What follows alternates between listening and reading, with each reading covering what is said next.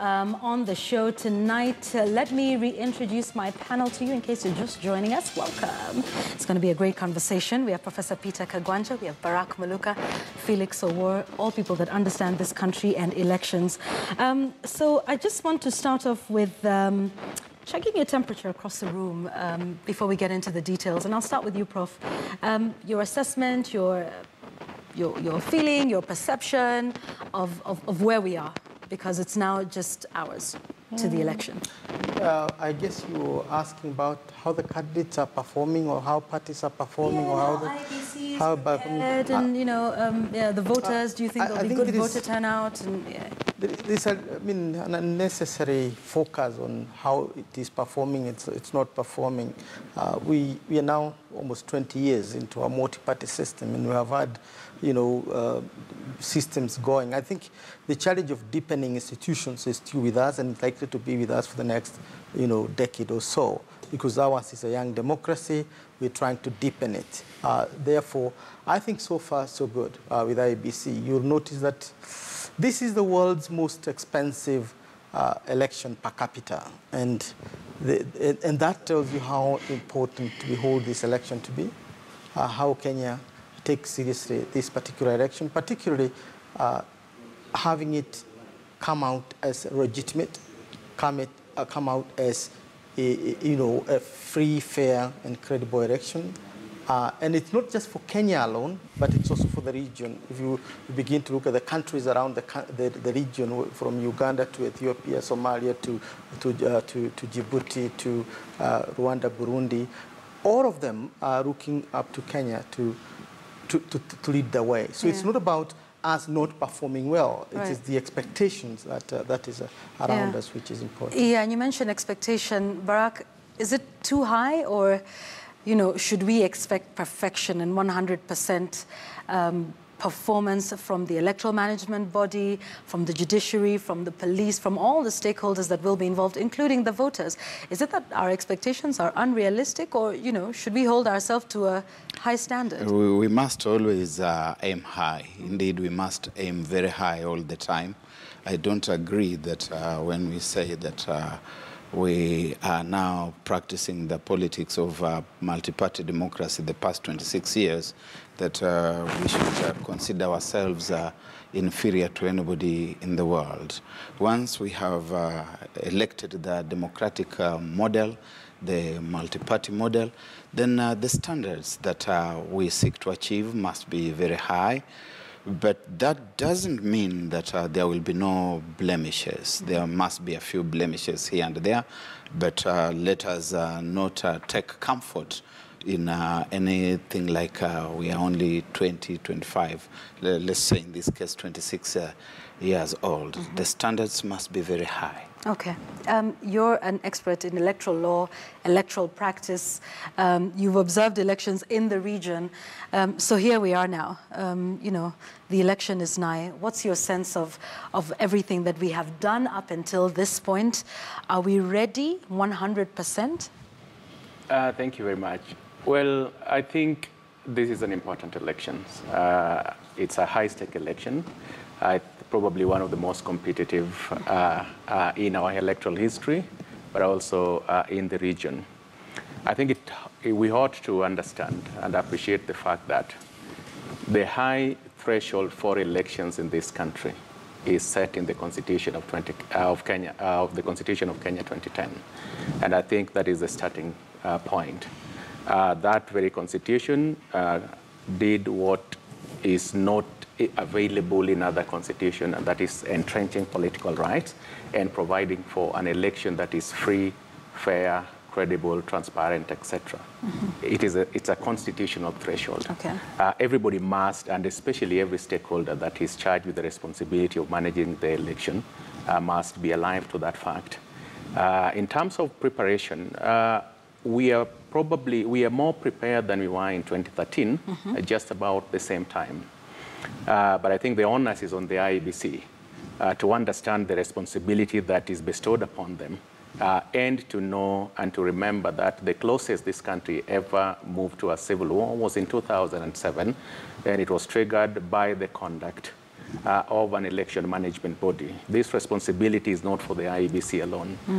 The two leading candidates, His Excellency the President, must understand the sacred responsibility that is also upon him, and to look very seriously to facilitate a process that is peaceful, a process that is conducive, and of course the same responsibility is with Prime Minister Raila Odinga. Yeah. So let's talk about the cost of this election. 49.9 billion shillings has been set aside. I just want to quickly start with you, Felix, and then we'll move across the table. So it's an expensive election. What are we spending it on? I mean, why is this the most expensive election we've had in the country and indeed in the region? What have we invested in that Rwanda hasn't, Uganda, Tanzania? It is an expensive election. And if you remember the Kriegler report, one of the indictments in that report was actually the exorbitant cost of holding an election in Kenya. If you compare, for almost the same number of registered voters, Ghana spent less than 15 billion shillings, an equivalent of 15 billion shillings in the 2016 election. Rwanda spent about 400 million shillings. Now, the cost of Makueni by-election that elected Mutula Jr. was about 250 million. That is a by-election in a county. And I think whereas I concede to the fact that if democracy is expensive, and if we have to perfect our election, then we have to pay for it. But if you compare us with even established democracies, then that comparison actually pales in the shadow. But there's a point that we must emphasize. Part of the reason why the Kenyan election is high, and as was rightfully identified by Kriegler, is the vested business interest in the Kenyan election, as evidenced by the court processes that accompanied all the major procurement process during this electioneering period. Yeah, I mean, and some say it's expensive because we don't have too much trust in our institutions. So we have, a lot of technology and that sort of thing. Prof, is that the way to go? Democracy is expensive, but Kenyan democracy is certainly more expensive than others in the region. Why it's going to remain expensive as long as we have a section of our elite who believes in nothing, including no institution, fragile as they are. And I think I want to emphasize that if one thinks that democracy reaches a level where you can say this is a mature democracy, look at America. It's on its belly, after the last election. After 250 years plus, after they raised their democracy, 1700. So Kenya's democracy is going to have ups and downs, but I think the critical thing is whether we are going to invest in our institutions. And I think this high per capita expenditure in this election has two elements to it. I think what Felix mentioned, which is the business element surrounding it. And in this region, to be honest with you, we are the only capitalist state. Others are basically grappling to enter that. We started that in the 60s. The others are struggling. So that element is likely to be there. The second is the section of elite, total mistrust of anything. I'd call them in some of my columns nihilist. In other words, you don't believe in anything. Even the little step that is made, you say, bure sana, bure kabisa. That's how the attitude. Now, how do you conduct a legitimate election? Forget about fair, free, credible, and so on. In terms of the credibility of the institutions that are going to conduct this election, institutions that are going to provide security to this institution, to this election, and the individuals, the people who are going to do this. We have had to change a whole team, midstream. Midstream. In the middle of an election, as we are heading to an election, you change a whole team and have a new team. What does that tell you? Mistrust of our institutions and our citizens. And that, so you're saying it's that lack of that trust that's costing us now with this election? You have to invest in, for example, if we trusted that Kenyans can count their votes, why did we have to invest so much in technology? Technology, we don't produce these things here. They have to be imported from outside.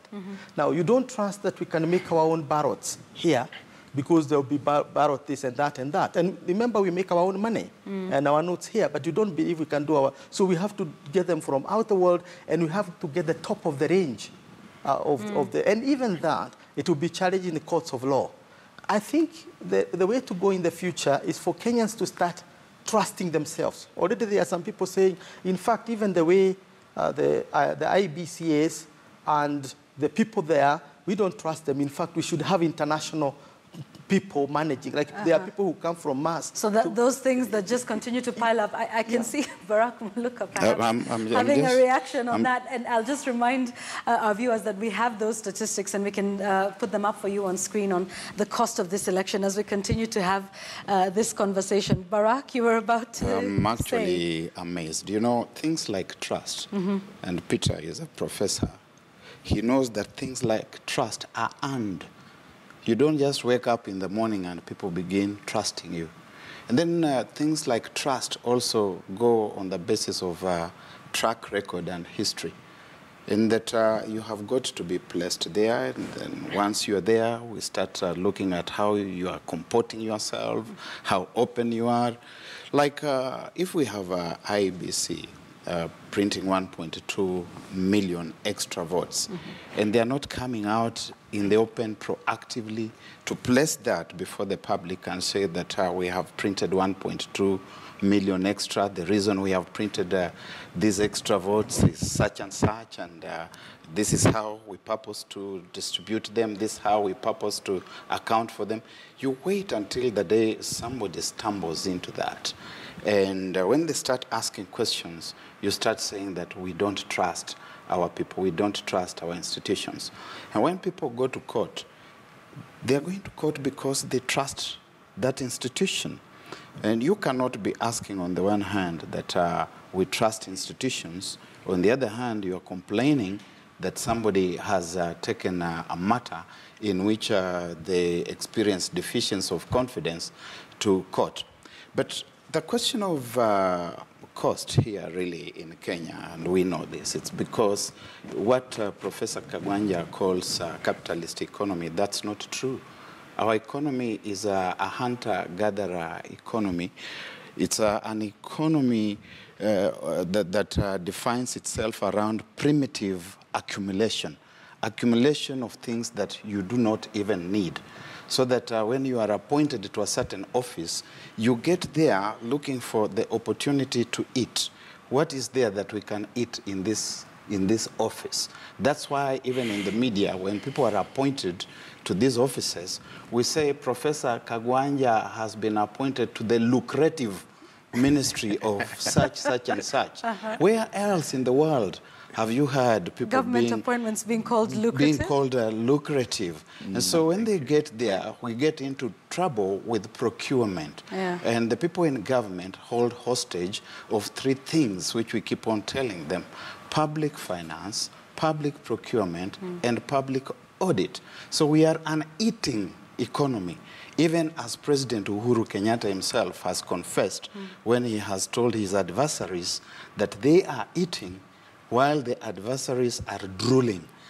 Therefore, when you are appointed to an office and it is time to procure, even for elections, and we saw about Chicken Gate and all these other things, we don't know which gates we are going to be talking about at the end of this cycle. Hopefully none. Hopefully none is what we're hoping. But you touched on something, Barack, which is about communications. And some people have said that IBC has sort of lagged behind. It has always required people to prompt them, go to court or ask about something. And that brings me to something that happened a little earlier today.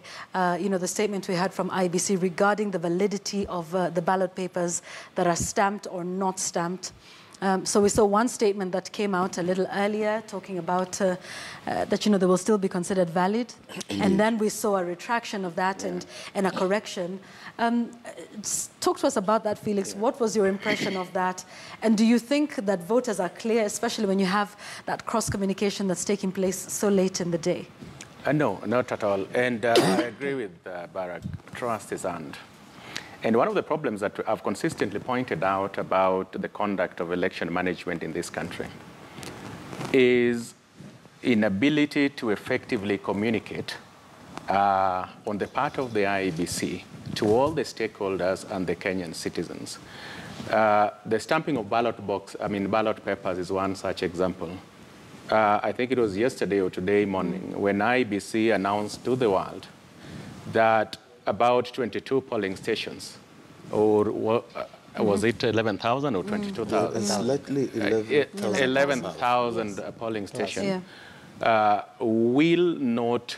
I mean, the presiding officers, or the returning officers will not, presiding officers will not transmit the results from those stations because of lack of 3G on 4G network. Yes. And I curiously saw Mombasa County, where I come from, where I can confirm for a fact that probably 90% of Mombasa County actually is 3G, as a 3G or 4G coverage.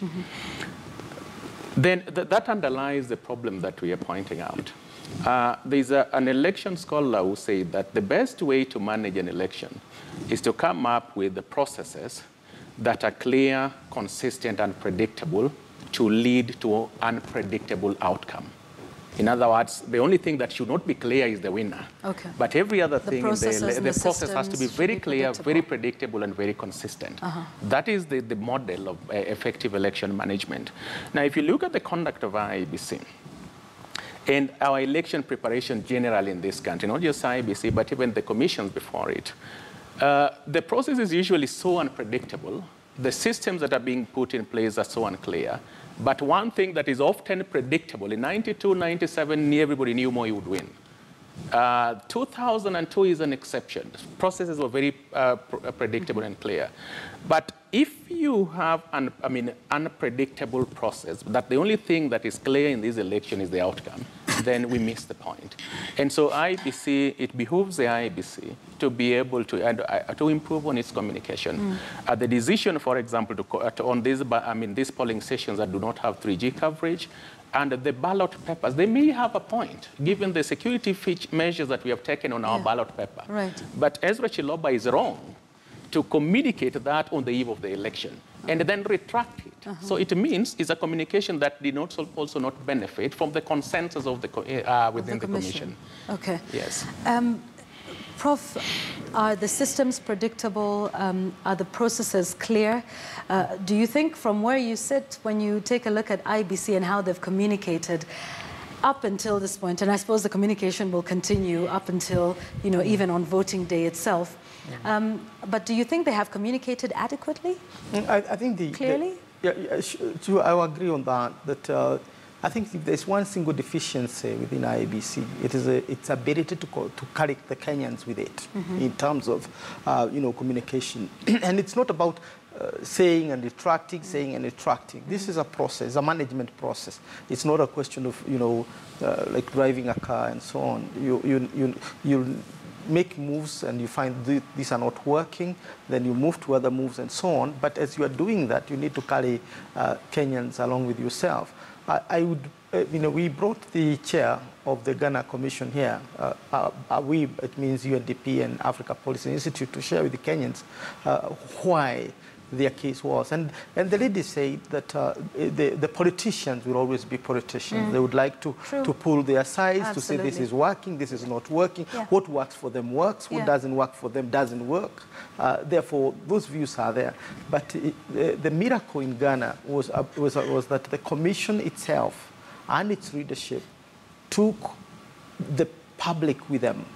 They carry them at every turn. And what more could the IEBC have done, Prof? Because you raise a very important point that politicians will say what they will say. I mean, it's their job to, go out there in the rallies and make all manner of claims. What more could the IEBC have done to carry the voter, to ensure that there's complete trust so that they can drown out the noise, but really focus on the IEBC? Apart from Chiromba, who is a very busy CEO, who comes and talks to the people, apart from the chairman, who is also a very busy person, chairing many things and doing many things, who is the spokesperson of this commission? Who is really the face of this commission? Well, so far it's been Dr. Akombe. I think she's the one we have had a number of times. But compare him, for example, with the police spokesperson of the police, and compare him with other spokesperson.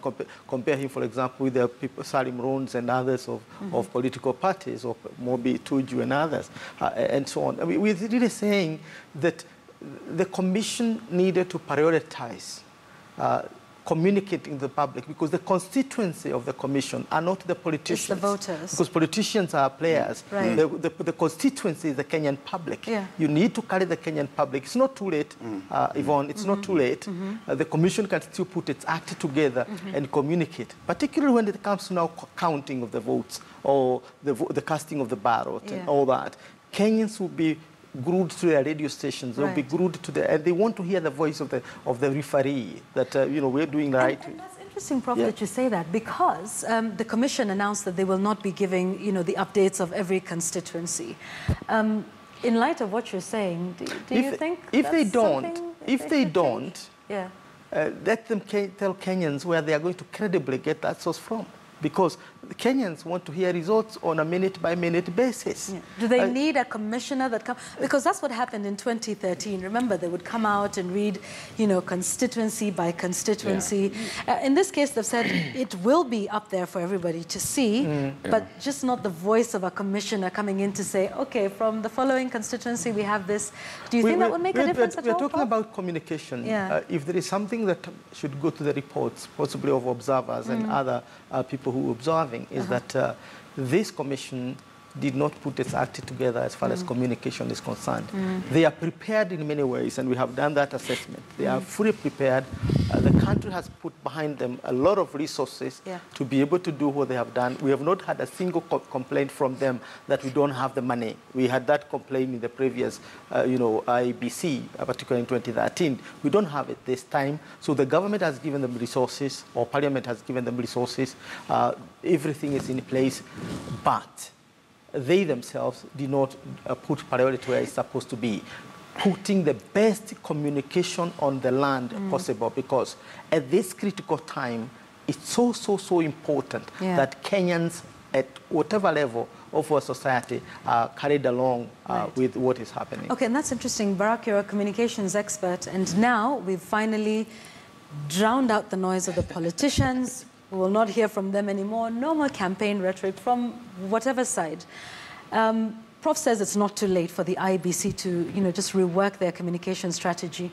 If you were, to advise them on that, what would be that one thing they can do tomorrow, really? In a situation such as this is where what we call a crisis management communication plan comes in. Because if they otherwise had a strategic communications plan, they would also have backed it up with a risk management framework. And the risk management framework in this particular context would be that they look at the election season itself as a very highly risky moment, and therefore they need to know that they want to, as a professor says, to be in touch one-on-one with the citizen. The citizen is the biggest client that they have, the one very critical person who must believe what they are saying. Yes, indeed, like the Ghanaians said, the politicians will be politicians. Yeah. They will say their things. The question is, does the citizen believe what the politician is saying, or does he believe, or does she believe what the IBC is saying? And so the IBC must start coming out with very regular updates. They should not wait for people to stumble into anything again. Then they come up firefighting and trying to explain that, oh, that has been understood out of context. Okay, let's talk a little bit about how we manage a process that happens after the 8th, which is the losers. I mean, this is a high-stakes election, and we just showed our viewers those numbers a short while ago. Over 14,000 candidates have been gazetted and nominated by political parties. Others are running as independents, about 4,000 of them, all for just 1,882 seats. This is over 12,000 people who are going to be a disappointed lot the day after. How do we even start to manage that? Because obviously everyone's in it to win. I don't think so. You don't think everyone's in it to win it? What are they in for then? I think there are some people who are just feeling nice. They are part of the process. They want to put it... Do you care to name them, Barak? Let me not speak prejudicially Yeah, of them. yeah, I would but, imagine. you can see, for example, when we talk about the presidential poll, you would almost think that there are only 2 candidates. There are actually 8 candidates. But some would say that's the fault of the media. Let me put that out there. No. Prof? No. That is the media that's not focusing on all the candidates. No, but why would you want to waste your resources on things that are not working? This country is mature. 26 years after our democracy, as my friend Barak is saying, we know what works and what doesn't work. In 2013, it was not a 2-horse race, although one of the other horses was too weak, but at least 2 horses were strong, but the possibility of going for a runoff was there. Okay. Critically, in 1992, between Moi, Kibaki, Matiba, it could have gone either way. That was a mini-horse race. This is very straight. 99.something% is to be shared between 2 horses. So the other horses will have 0.1%. I'd like to make it clear that when Professor Kagwanja says, why would we want to waste our resources, those are his views and not those of the standard media group. I know. I'm just getting I'm aware. Before it starts to be that the Yvonne, standard I'm group aware. has made a decision. Yvonne, I'm aware. I'm on a TV station, and I'm a taxpayer in this country. I'm not just a taxpayer, but I have people working for me who remit taxes to the government, and we want to know that our accounts are used to. On a light touch. Our democracy requires competition. Yes. We need competition. We need many candidates. But we are saying we need, if, for example, Kalonzo Musyoka, Wetangula, possibly, also Mudavadi, if they are now on this or as presidential candidates, we will not be speaking the way we are speaking. To develop a candidate who is at that level of becoming one of the horses takes a lot of time, Raila Odinga has not become Raila Odinga today. If you look at Raila Odinga in 1992, but he was one of the young and so have the other candidates. They're starting somewhere now. That's where they are. Possibly building it. That's where they are. Basically, that's what we are saying. Yeah. That they're if starting I look at some of these candidates, they're those who are announcing to the world that I'm here. Okay. And don't write them off ultimately. Yeah. They're going to come back in a very big way because they have been there, they're learning the ropes, and they will come back. And there are fellows all the way up to the county assembly who are just tagging along. Yeah. But then there are other serious candidates who seriously think that they're going to win, and they've gotten there knowing that there are 2 options. You're either going to win or you're going to lose. Yeah. For 12,000 of those, loss is something that they will have to be dealing with. And regardless of whether they're starting out or not, they've expended money, they spent a lot of time, a lot of other resources. How do we even start to deal with this loss, even as others prepare themselves, as has been said here, for the next one? And well, I heard your question, and I've listened to my 2 colleagues, and I largely agree with them. But there is a characteristic of our election that makes losing an extremely painful affair. And that is because in Kenya, unfortunately, I was in South Africa in the last election, and somebody told me that in South Africa, election is a celebration. It's for us to celebrate our independence. And it's a national celebration. People dance, people embrace, people rejoice. Now, unfortunately for Kenya, election is a zero-sum affair, where the price of winning and losing is extremely high.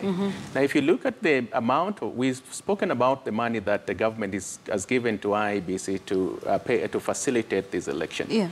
Now, the amount of money that NASA and Jubilee are spending, and indeed every other candidate, and more so the gubernatorial candidates, is exorbitant.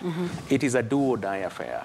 People, if you win everything. If you lose everything. Everything, yeah. And it's such a painful experience, and it doesn't need to be like that. The question is, how can we begin? But is that, though, the nature of elections? I mean, in other places, a celebration. No. Those who lose, I mean, but isn't it a contest between two people, two ideas? One ultimately carries the day, the other does not? Let me take you back. When do we subject our kids in schools, primary schools, secondary schools, universities, to all manner of games from cricket to football, soccer, to whatever? It is to condition ourselves to the logic that every competition will have a winner and a loser. I want you to hold that thought right there, because we want to come back with that conversation. We're taking a short break right now on Kivumbi 2017. That is a thread I definitely want us to continue. Is it about conditioning, winner takes all, loser goes home with nothing? There will be 12,000 of those. You're watching Kivumbi 2017 right here on KTN. We're taking a short break, but when we return, this conversation will be exclusively on KTN News. You want to stay with us for more on that. My panel will continue to be with us. That's Professor Peter Kagwanja, Barack Muluka,